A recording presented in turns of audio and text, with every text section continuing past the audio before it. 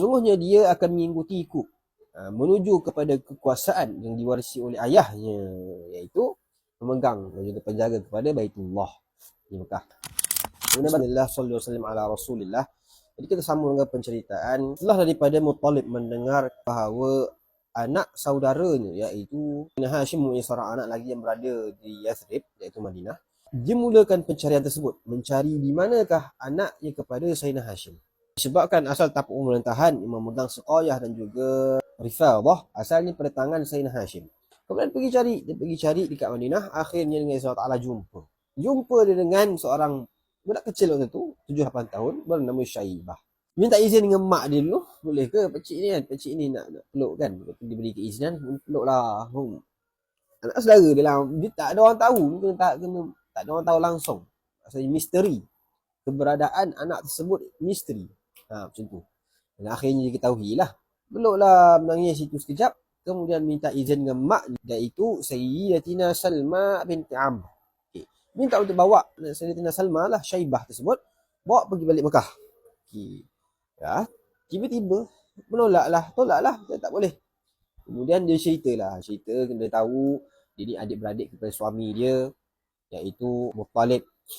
Suaminya Sayyidina Hashim tu ada beberapa adik-beradik lagi, dan ini orangnya salah satunya, iaitu Muttalib. Dia mencari anak kepada Sayyidina Hashim yang berada di Yathrib. Kemudian dia kata apa? Dia cakap, sesungguhnya dia akan mengikutiku menuju kepada kekuasaan yang diwarisi oleh ayahnya, iaitu pemegang dan juga penjaga kepada Baitullah di Mekah.